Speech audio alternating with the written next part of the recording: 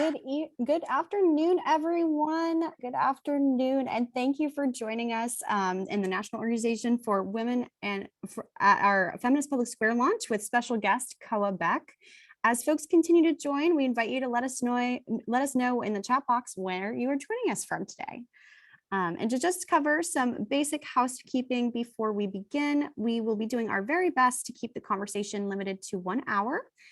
We will have a Q&A session towards the end of the hour and would love to hear from you all. So please type your questions for our panelists in the Q&A box and use the chat box for comments and reflections.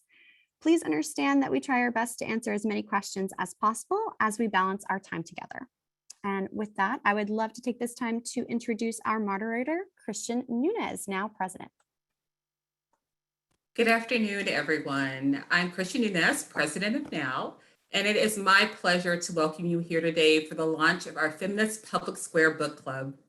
The goal of this club is to dive into new book topics and picks and share discourse that will further our feminist future. Our aim is to elevate feminist thought and ideas and create a space for robust discussion. Each book selected will relate to one of NOW's core feminist issues: reproductive rights and justice, economic justice, ending violence against women, racial justice, LGBTQIA plus right issues, and constitutional equality. The structure of our event will include opening remarks from our featured author, question and answer portion with me, followed by an opportunity for you to ask questions directly from the author via our chat function. Today, we are featuring the phenomenal author, Koa Beck. Koa is a former editor-in-chief of Jezebel and the co-host of the #MeToo memos and WNYC's The Takeaway. Previously, she was the executive editor of Vogue.com and the senior features editor at MariaClaire.com. Koa also served as a guest editor for the special Pride section of the New York Times, commemorating the 50th anniversary of the Stonewall riots. Her short stories have been published in Slice, Kalani Magazine, and Apogee Journal. And in 2019, she was awarded the Joan Shorenstein Fellowship at Harvard Kennedy School, publishing an academic paper entitled Self-Optimization in the Face of Patriarchy: How Mainstream Women's Media Facilitates White Feminism. Today, we will be discussing Koa's book, White Feminism, From Suffragettes to Influencers and Who Will They Leave Behind, which was published by Simon & Schuster in January 2021. The book has been heralded by leaders in feminism and publishing. Gloria Simon stated, Koa Beck's book notes that feminism includes all women and girls by definition, and in writing to overcome anti-feminism divisions that divide and defeat us. And Publisher Weekly's called it a bracing rethink of feminism, what we can achieve. Now we are so very excited to hear from this author today. So please help me welcome Koa Beck. Thank you so much, Christian, and thank you to NOW for this incredible invitation. I really appreciate your support of the book, but also your willingness to be in conversation with me about it. So thank you. Oh, you're muted. I just realized. Thank you so much, Koa. We are very excited to dive into your book today. So this book, just a topic I think is so important, and just what a lot of the critics have said about your book and how they herald it so important. I wanted to take a deep look and deep dive into the history of feminism, from the true mission of suffragists to the rise of corporate feminism. Why was this setting the stage important to you, and to diving in some of the weaknesses of the feminist movement, including the exclusion of BIPOC women and LGBTQIA communities? Why was that so important for you when you wrote this book? Well, around the time that I was researching and assembling this book, I was the editor-in-chief of Jezebel, and I actually stepped down to effectively write this book. And around the time that I had this role, it was very public facing. Me Too had just happened in the United States. The first Women's March had happened at the top of that year. Trump was in office, and I was doing a lot of public speaking. I was on a lot of panels about not just feminism broadly, but sexual harassment, discrimination, sexual misconduct, a lot of predatory behavior. And regardless of where I was speaking, who I was speaking for, I did a lot of speaking at universities. There would always be a young person in the audience who would raise their hand and ask me directly about white feminism. And they would use that term. And primarily, the thread that I found through a lot of these comments is that, these were generally young people, usually women, but not always, sometimes non-binary people, sometimes young men too, who would go to Women's March, who would go to Black Lives Matter rally with colleagues, with friends, other people who they considered to be feminist identified.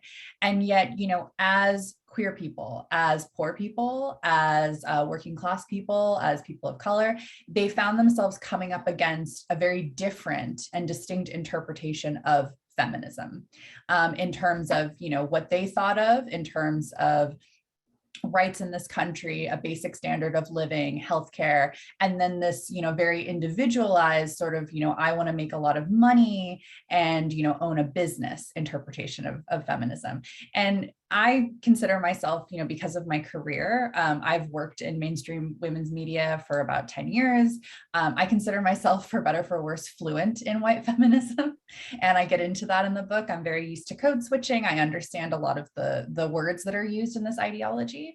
But it was really important for me, as you just said, when I sat down to write this book and thinking about those younger people who were raising their hands and asking these questions and using this term, I wanted them to understand that while that dynamic is very personal and very hurtful, that there are deep historical roots to exactly that dynamic.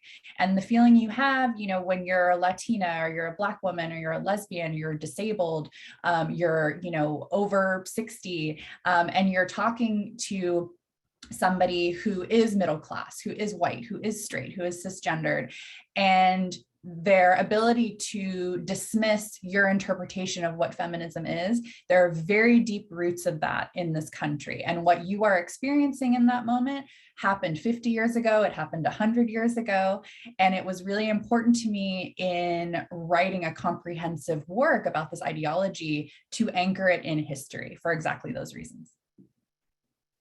And I think that's extremely important to really show the historical timeline of how that exists, because sometimes I think we forget that there is a historical timeline, in showing that lining, but and also recognizing that it's okay to acknowledge that historical timeline, as we're doing this work, because that helps us also show either areas of growth and areas of places that we still need to grow, and as we involve as feminists in the work that we're doing. Mm-hmm. So let's talk a little bit more. Before we do that, can you explain to everyone what code switching is? Because sometimes I think everyone doesn't understand what that is. Could you explain that to everyone that's in the audience?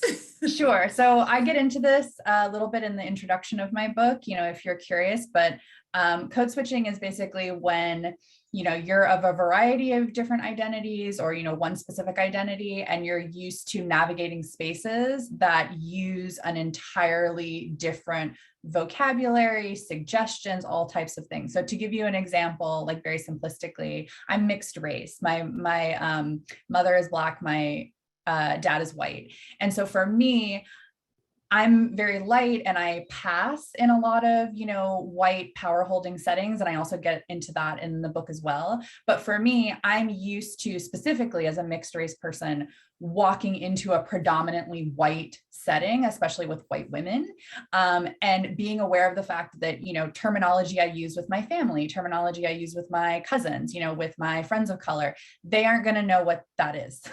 So I switch into a very different vocabulary and way of speaking that I know that they recognize. And there's a lot, if you're interested in code switching, there's a lot of incredible work you can read about how this functions with identity, particularly in feminist spaces, but, broadly in the world. It's a very, I think, critical piece of understanding multi-layered identity in the United States.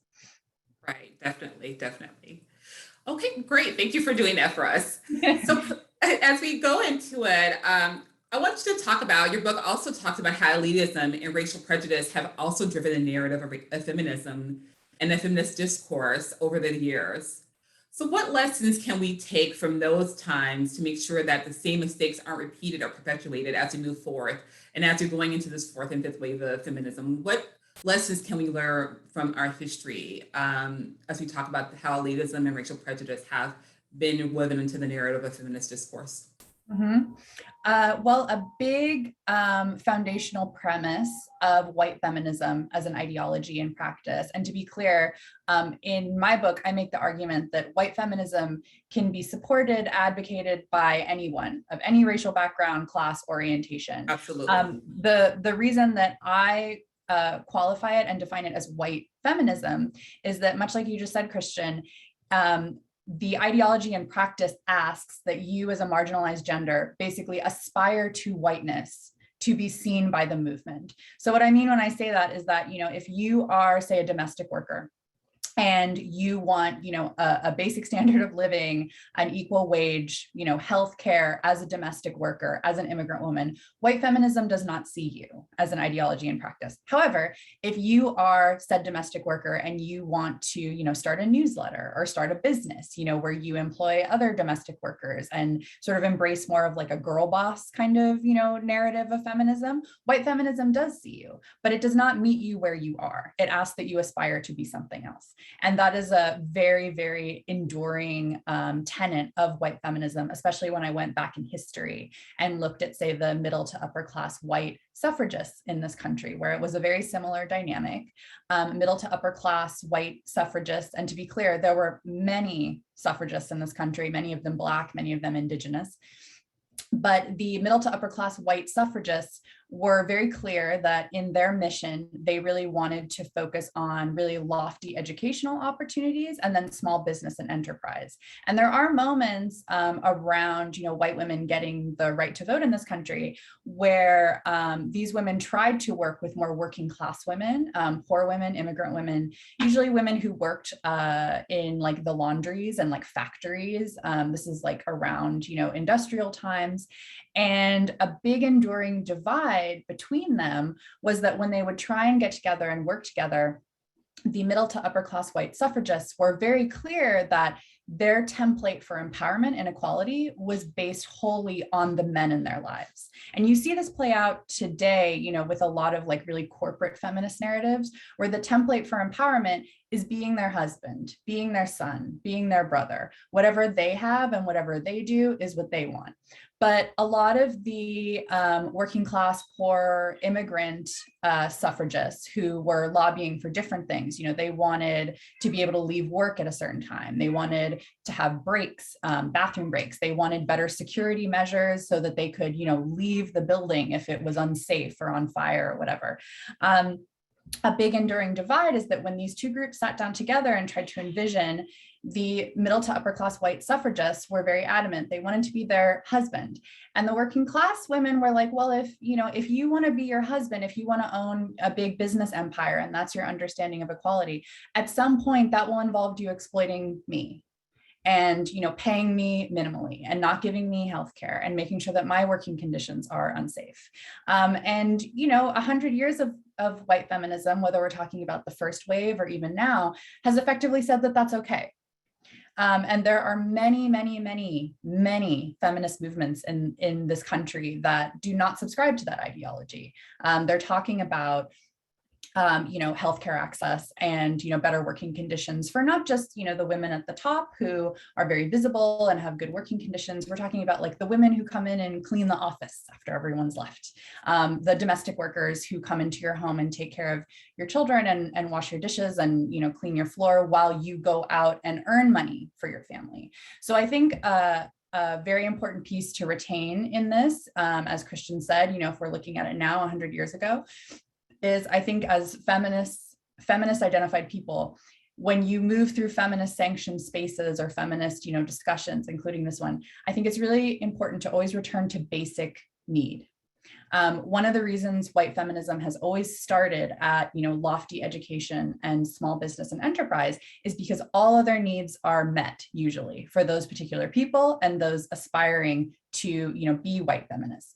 For most marginalized genders in this country, they're not necessarily looking to have lofty education or start businesses. They're looking to be food secure. They're looking for affordable housing. They're looking for healthcare access. They're looking for access to clean water. And so when you move through feminist narratives now, always come back to that place of basic need. And I think for you individually, but also, organizations you work with, a number of, nonprofits that you work with, any community organizing that you do, that's a good control factor to always come back to basic need. That is so powerful, what you just said.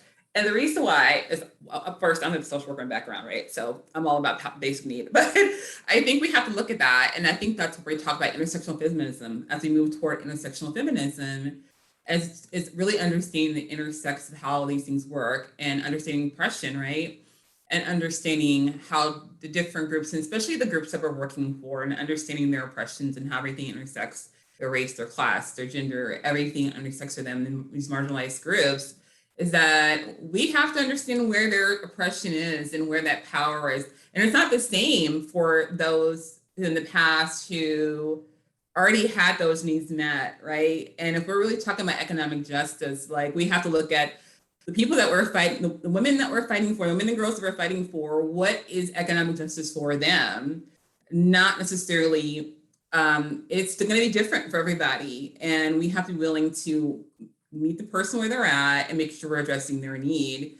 And I always think of like Maslow's, hierarchy of needs, when I think about it. And it's like that basic level of need is the one that we should be attending to first more than anything. And I think that's so powerful because that is very true. And that's why a lot of times in the movement, people have felt like they've been singled out and excluded because that wasn't addressed. Mm-hmm. So thank you for sharing that. That's so powerful to me. As we continue on, you really also weaved in a really fascinating narrative about the blends of pop culture and hard data, and your historical references and firsthand storytelling. So why, as a writer, was it important for you to blend these into talking about these methods into talking about feminism in your book? Thank you. It was very important to me because, as a reader, especially somebody who has been drawn to, racial theory and gender theory, and I do get into this in the book in terms of my own experiences, being a much younger woman, encountering a lot of really impactful texts that stayed with me. I like those texts, and I like stuff that's like intensely cerebral and sometimes, can read very abstract. But it was important to me to bring in that theory and then also show you how it works in real time, especially if we're talking about, somebody like me, my career, different narratives that I've waded through. And I didn't want to just put together, an extremely inaccessible academic text. There's a lot of those out there already. I read them. They are on my bookshelf. I cite them. They're very important to the way that I think. And while I very much wanted to cite those thinkers, show you where that thought comes from, absolutely give credit to these incredible feminist thinkers who have shaped gender theory. I also wanted to show you how that plays out in pop culture, how it plays out in terms of narratives around famous women, very visible, rich women, who we consume on the internet, on Instagram. I have, this isn't in the book, but, I reflect on a lot now in the Instagram age, Susan Sontag's On Photography. If you've never read that book, I highly recommend that you do, because a lot of her theories about photography and seeing images really takes on an enduring meaning with the Instagram age in terms of how we see images now, what images are supposed to signal to us about class. So for me, it was important to assemble a real hybrid text that was applicable to what was happening. And then, I think I would be remiss to not include my own experiences with white feminism. I could have very much, kept it at a distance, but I have experienced white feminism, and I've often been in the room with institutional white feminism.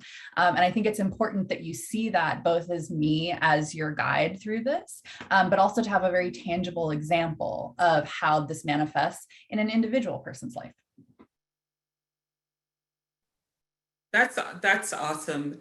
Can you share with us one of the examples of how you, like more of an example of pop culture in your book that you we don't want you to give away too much because people buy your book, right? But but an example of just a little nugget of how you've used pop culture in the book for the audience But everyone, please go buy her book because we want you to read. And or you can get it at the library if that's not your policy. Yeah, and yes, library, all different sources. But could you share us, giving us another example of how you use pop culture in your book for everyone so they can kind of understand how you use it, referenced it? Sure, happily. So one of the things that I document very early in the book is that when I was a teenager and like a younger woman, in my early 20s, feminism was not a celebrated, embraced thing by either, very public, visible, famous women or corporations. It was very different than it was now. I'm sure many of you, on this Zoom call have memories of this, but I grew up very much in the time of I'm not a feminist, but, and you could throw in all kinds of things like that. So, I'm not a feminist, but I do believe in equal rights. I'm not a feminist, but I'm pro-choice. I'm not a feminist, but I do think that, a woman should earn as much as a man. And I document this with famous women, I would say pre-2014. So we're talking like 2010, 2011, 2012. As some of you remember, Taylor Swift very famously went on record with the Daily Beast reporter and was like, oh no, I'm not a feminist. I don't agree with that. And she laid out an argument for that, which she later evolved on. Katy Perry is another one. She was interviewed, I believe, at an award show. She's very affluent, very influential, very powerful. And she was like, no, I'm definitely not a feminist. Kelly Clarkson is another one. She was interviewed, I believe, at a different award show, also very powerful, extremely influential, seemed to, really exceed a lot of men in her industry in terms of, resources and affluence, and was also like, no, I'm not a feminist. And then, around the time, for those of you who are Beyonce fans, when she did her big performance at the VMAs in 2014, and she had a big feminist sign behind her, that was really a sea change. Right. All of a sudden you could be, a top selling, internationally recognized vocalist and identify as a feminist and, be up there in a leotard and be like very physically desirable and sexy. And that was new in my lifetime. That had not happened. And so I use markers like that with various famous women to show how the culture really shifted to what I eventually argue was actually white feminism and was not, a feminism that embraces the needs of Indigenous women or Black women or trans women. It's a great example. Yeah, I always tell people Beyonce changed the game for feminism for a lot of younger Gen X, millennials, Gen Z, because she really, I think a lot of times people always felt they struggled with identifying with feminism because there were always such extreme thoughts about what feminism really was. And, women didn't want to associate, those identified as women didn't want to associate with the extreme parts of what they felt, or the radical parts of what they felt were feminism. And so they would rather not claim it than to understand there were different types of feminism and they could embrace the parts that they associated and identified with. And so when Beyonce came out and showed this one side of how she identified as being a feminist, I think it really did help people understand the vast majority of, and the difference in the complexity and the beautiful complexity of feminism that you can be a part of. And I think it was a great changing place for feminism for a lot of women to recognize and own their feminism. So I have always advocated, and I continue to do, like, feminism, simply the word, is a very big tent. Yes. To simply dismiss all of feminism or make generalized statements about feminism, I don't find to be helpful because, and I get into them in the book, there are so many different types of movements and ideologies and practices and strategies that are there. And it's really to our benefit in understanding gender, especially how gender plays out among so many different types of people. But I've always found that, sort of wholesale dismissal of feminism to be like really dubious. Problematic, yes. Very problematic, absolutely. Great, thanks. So my next question for you are kind of going a little bit more into the book. In the opening of your book, you describe how recently, kind of this we were talking about, right? How feminist is still kind of considered a dirty word. And well, this is exactly what we're talking about. So I guess we kind of skipped this question in some ways because we just went into this a little bit more. Whatever you want to do. Let's see. Let's go to question 5. We just talked about this. We were ahead of the game. I guess I would like to know from you when we talk about like how we navigate. Like, I want to ask a little bit more. Like, how do we navigate a way? Because I also think sometimes when we hear the term white feminism, right, there could be some. It can also be sometimes seen as really negative all the time.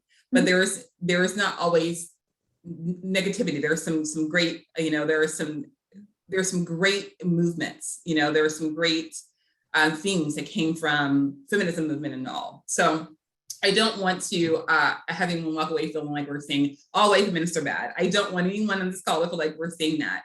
But I think we have to recognize that this book is really talking about, what was left out and the importance of how we embrace it.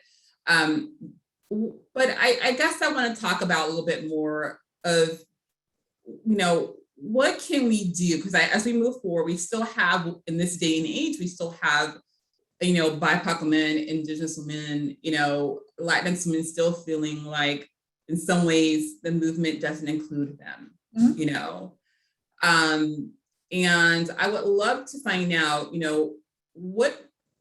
how do we encourage organizations even now and other, women-led organizations to make sure that the work that we're doing is inclusive and creating space and amplifying the voice of all women, because that's really our goal, to amplify the voice of all women as the work that we move forward in the work, because this is a time when we're seeing a war on women.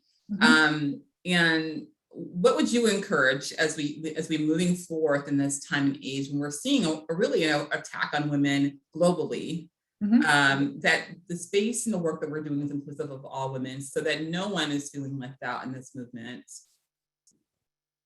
I agree. I pride myself on the nuance of this book. I really took a lot of time to weigh a lot of pros and cons and cite a lot of data so that you aren't looking at a very, one-dimensional dismissal of, really anybody or anybody's practices broadly in conversations about diversity and inclusion, however you're quantifying that.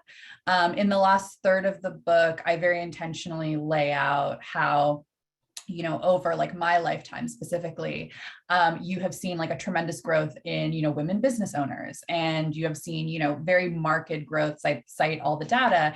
And that, for me, being like a cisgendered woman, who's middle class, who went to college, the fact that like I can open a credit card in my own name, that if I needed birth control, I could access it, at least for now, without the permission of like my hypothetical husband or father, that is the world that, white feminists of like around the first wave, that is the world they envisioned. Exactly somebody like me having those things. But if we want like a browner feminism that's like multi-gendered and inclusive, we have to look beyond those things. That cannot be the singular avenue, because there are many women and non-binary people in our country who will not go to college, and that shouldn't be their threshold to, again, have a basic standard of living in this country. Not all of us are going to go to Vassar. And I don't think all of us should aspire to go to Vassar. You're muted. Sorry, I try to do that one since my background. Or even to go to college. College is not everyone's path. Right? No, definitely not. And so in terms of, not so much broadening feminism, but coming together on key issues, I think it has to be those issues of basic standard of living that have to be the foundation for how people come to or understand feminism broadly. So an anecdote that I've shared elsewhere that I think is like very helpful for understanding what I'm talking about in real time is this. So throughout my career in, mainstream women's journalism, I was invited to speak on a number of panels. Something that I noticed that would happen at like the 11th hour of this panel was, at some point, somebody would make the realization that, oh my God, like there's, no trans women on this panel, or like there's no, Latinas on this panel, or there's no, I mean, there's me, but like aside from me, there's no other queer voices on this panel. There's no immigrant women. And so, at the very last minute, right, a singular Black woman would be called in to then be on this panel. I would argue as a very like ornamental, sort of like signal of diversity. So even though we have assembled these topics as, not including me, but like, middle class white straight women, we have now grabbed a singular woman of color to then message that this is a diverse discussion. I don't find that to be helpful. And there are records of me, saying that that's not helpful to these organizers in places where I have been granted, inside knowledge. The assembly of these topics need to include the actual issues that Black women face, Latinas, trans women, immigrant women, women who are, over the age of 50. Because when you centralize those topics around just the very visible middle-class women who did go to college, and then you grab another woman ornamentally, it is a very white feminist practice and ideology. So again, I would argue like you need to start at basic need. If you're actually having a discussion about food insecurity, organically, that will draw in women from different socioeconomic backgrounds, women of, different gender orientations and gender presentations. If you're having a discussion about affordable housing, organically, that applies to a lot of different women in this country. It's only when you start at the top with these discussion factors that you're having an elite discussion. Absolutely. And that's why we always say representation matters, right? So if we're truly trying to be authentic in our conversations and not trying to have transactional conversations, then they should represent fairly. And as you say, starts organically where we are representing what the people who need to be at the table, who are the ones directly impacted and share those narratives and can communicate those experiences. I think that's truly, truly important. And I also think sometimes, part of it too is not feeling like you only need one representative from the group. Sometimes it might just be really focusing on who has, and not feeling like, okay, let me have one and one and one and one, find the best representative from that conversation that can get to that conversation. And like you said, looking at like who really is going to look at this narrative and be able to communicate this narrative effectively and tell the story effectively, and who represents economic justice and food insecurity and housing and homelessness, and looking who's going to pull from that. And that's going to tell what needs to be communicated, and not like, let me have one of this and one of this, because sometimes that comes off it doesn't come off very well. So I think that's it's also it's a kind of like reverse engineering. Mm-hmm. Yeah, it absolutely is. Well, this has been great. I don't want to ask all the questions, so I want to open it up for some questions from the audience. So, Carlo, I'm going to open it over to you. Do we have any questions in the audience? Participants, if you have any questions for Koa, please put them in a Q&A so we can ask your questions. I could always take questions, but I'm not going to take all the time. So this has been great. I love just talking like this. But let's see if we have any questions in the Q&A. Well, hi, Christian. Hi, Miss Beck. And so nice to have you both here today. And we've already got a few questions rolling in from the audience. The first is from an anonymous attendee, but still a pretty interesting one.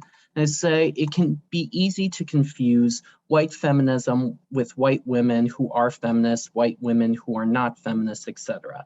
Could you explain a bit more through an ideological lens the differences between a white woman feminist who is not a white feminist, in quotes, a white woman who is not ideologically feminist, and a person of color who practices white feminism? Oh, absolutely. An anonymous person, that is a wonderful question. And I get into a lot of detail about this in my book to achieve exactly what you're talking about, to provide something that is definitive and comprehensive and isn't just like a really one-dimensional, dismissal of white women, because I don't find that to be helpful in feminist discourse. So to give you an example of a feminist who happens to be white, which is, I think, a really important distinction. In my book, I go into a lot of detail about the anti-racist white women of the South, who are, I think, very important when you're making distinctions about white feminist ideology and practices, and then feminists who happen to be white but aren't advocating an aspiration to whiteness in their feminism. In the United States, there is this incredible, I would argue, little known, little covered history. I name a number of them. Incredible Southern white women, specifically, many of them from middle class backgrounds, some of them I would argue a little more than middle class. And Anne Braden is one of them. She was an incredible civil rights activist who, along with a number of other women individually, really advocated for civil rights, to the point that she was making, white society uncomfortable. And a number of these women, and I analyze this in a lot more detail, they were from a very sort of like Southern aristocracy, arguably. They were from very well-to-do Southern families, and they were willing to not only complicate the implied aristocracy of their families, but also were against segregation, and we're willing to complicate a lot of channels of sort of like everyday, politeness, in order to advocate on behalf of Black rights, specifically in the South. And I think that's really important when understanding how these women comprehended and came to feminism, and that they weren't necessarily thinking about themselves and the ways in which they were denigrated in the culture they walked through, but also within their families as women. And I think another important dimension of this to consider is that, these Southern white women who were very privileged, who would come out and protest, what they believed to be like wrongful convictions of Black men, they were also complicating gender performance. And I get into this in that, like, as Southern white women of a certain class, they were supposed to be very demure. They were supposed to go along with what the men in their community advocated for, and they were not willing to do that. And I think that in thinking about like gender as far as like passivity and advocating certain values, these women as feminists were willing to completely complicate that. So that would be one example of that. In terms of, a woman of color who is advocating a white feminist ideology and practice, I have many examples in my book of that. One of them that I analyze is a very specific People coverage of Jessica Alba, who identifies as Latina.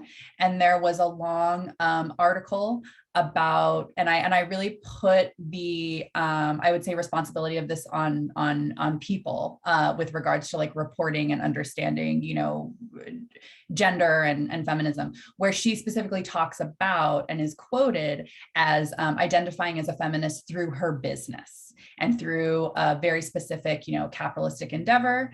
And I think she, in that context, is a prime example, but I have many others. I don't necessarily mean to single her out. And then I believe there was, what was the third point in that? They're also asking about a white woman who is not ideologically feminist. Okay. That's right. Thank you so much for that. For that, I would cite, what we know about, the many white women who have voted for Trump. Around the time that my book came out, I was asked, a lot about that on book tour. And I would often try and reframe this, for journalists or attendees where, my critique is of liberal feminism. White women who, don't identify as feminists, that's a completely different lane. And to me, I mean, oftentimes when I look out at like, that voting data, for instance, that's, very consistent in this country about how white women as a voting bloc participate, what they vote for and what they definitely don't vote for. To be clear, there's a lot that you can find out about this, but historically in this country, white women as a voting bloc vote down immigration reform. They vote down birth control access. They vote down queer rights in this country. They vote down incarceration reform. And that's very consistent. For me, I do not get into this in my book, but I think for me, that signals how white women in this country really conceive of their own standing and their own access to power. A Canadian woman who does not want to be cited in this, she told me once in passing that, as somebody who has lived in Canada and had, access to like universal healthcare and, like some better childcare initiatives, she is able to see very clearly how American women are really asked to align with the power in their lives and in their households to maintain any sort of standing. So what I mean when I say that is like, if you are experiencing domestic violence, right, and you are trying to leave a very abusive situation, that's challenging to do in a country that doesn't have universal childcare, right? Because how would you both support yourself independently financially, and then also, have some sort of support for your family after you leave an abusive situation? The fact that we don't have infrastructure like that in this country makes that woman dependent on the person who is abusing her.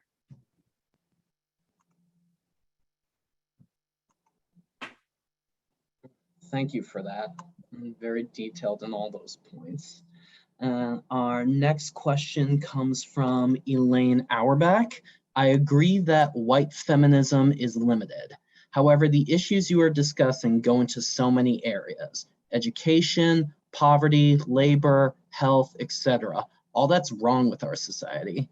How, given the broad scope of feminist and humanist needs, do we focus our efforts? Well, I think that's a really good question, Elaine, and I agree. A point that I go into in my book, so the last third, I lay out basically a course correction for white feminism.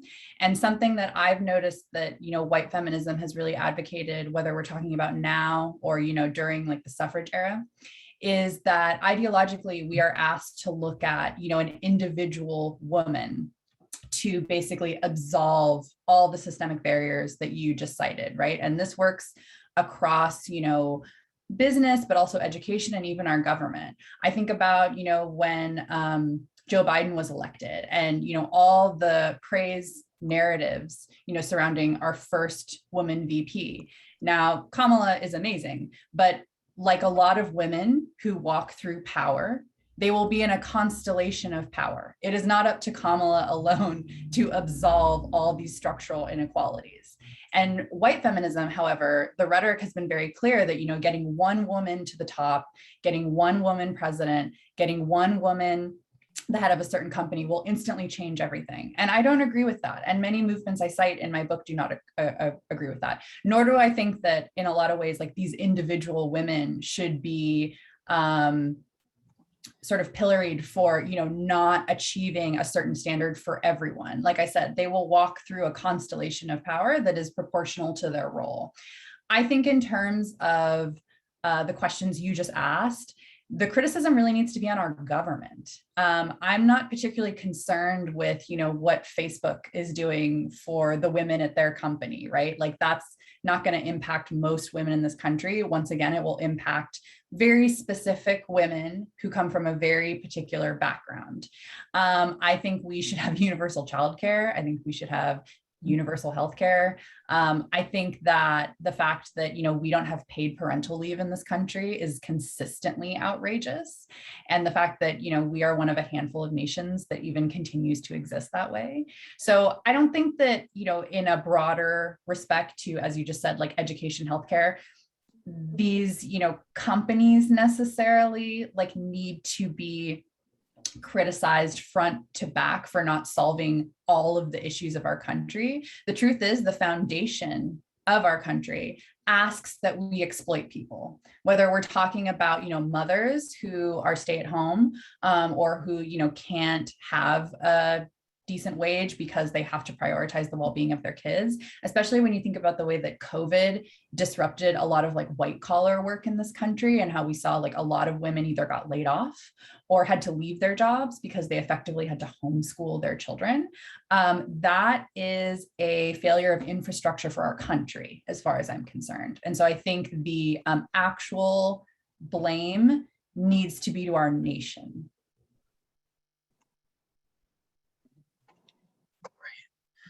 All right, our next question comes from Miss April Hanneline, who is an active NOW member. She asks, as a white queer NOW member wanting to diversify our chapter, how do you suggest drawing in more diverse members to address representation issues in our community? Hi, April. I think that's a really valiant effort and a really good question. Where did April say where she is based? No, she Okay. doesn't. Okay, that's fine. You should maintain your privacy. In terms of, depending on where you live, I would look at the issues that impact non-white women where you live. We've cited many things on this call, like affordable housing or, lack of childcare, parental leave access, different things like that. I always advocate if you start at the issue, diversity can, however you're quantifying that, can also just happen very naturally and not in a really artificial, we're sending out a lot of press releases and we promise up and down that we want, Black women to feel comfortable here.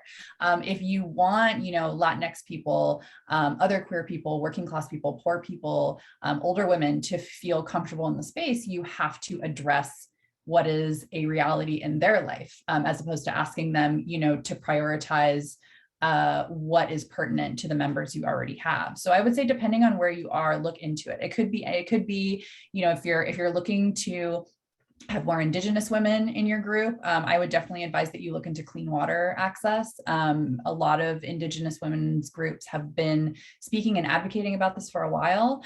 Also, the murdered and missing Indigenous women and girls. I have gone into a lot of detail about that in my book. If there are Native women in your community and you want to draw them to the chapter, I would advise that you embrace an understanding of that as it overlaps with, domestic violence, violence against women. Really look into what impacts non-white middle-class women where you live. That's actually helpful for a lot of different areas in our NOW members who've just asked questions of us like that. And while you were talking, April gave said where she's located. She's in Murray, Kentucky. Murray, Kentucky. Okay. Let's see. Nothing immediately is coming to mind, but perhaps look into like police brutality efforts. Also, poverty in your area, particularly for like women of color, might be pretty high. Everybody needs to be advocating for parental leave and, universal or subsidized childcare, depending on, what your aims are. Also, a place where a lot of women are undermined is just the minimum wage. A lot of minimum wage workers are women, and many of them are mothers as well. And so if you're able to do some sort of work around that or advocacy or get behind a bill, that would speak to, a lot of women who are mothers, who are immigrants, who are working class. So at the moment, no other questions have been submitted, though there was a comment from Sandra McAlduff directed to you, Ms. Becks. Quote, "So glad you added you can get it at the library. I did. Many do not have the extra money to purchase." Yes, and I agree. And I've been, very adamant on my book tour, as well as, just with people I know and on social media, to get it at the library. I mean, we're in a global pandemic. People do not have money. I have used libraries for years and years. They were very important to me, especially when I was a student. And even more importantly, when I was writing this book, I relied extensively on libraries for many of, the information, stories, and things that I cite. So I really do advocate that you get this from a library. I'm not supposed to say that, and my publisher is not thrilled with that, but that's okay. These are my politics, and this is what I believe. So if you can't afford it, or if that's simply not your politics to buy books, I do encourage you to get it from the library. You can also get the audiobook from the library. I read it, which was a very unique and fun experience for me. So if you are dyslexic, or you have learning disabilities, or you simply a book is just not how you process information, the audiobook is available to you from a library as well.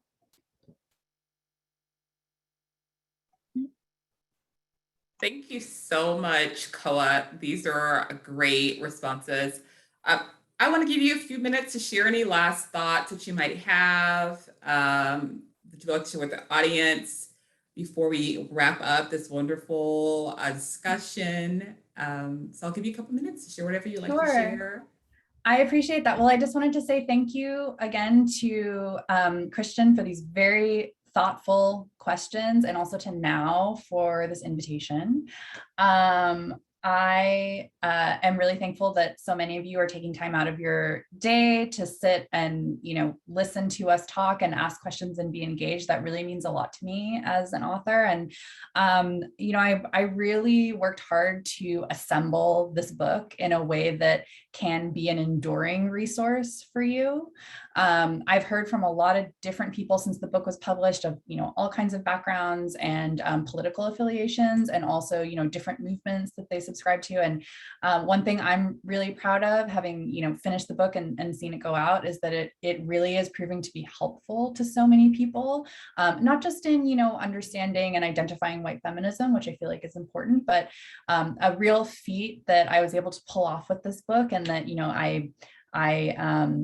I'm really pleased that my brilliant editor, Michelle Herrera Mulligan, was so on board with in structuring the book, is that, while I draw you in with white feminism, its history, its ideology, how it functions, I'm able to show you so much about non-white feminist movements.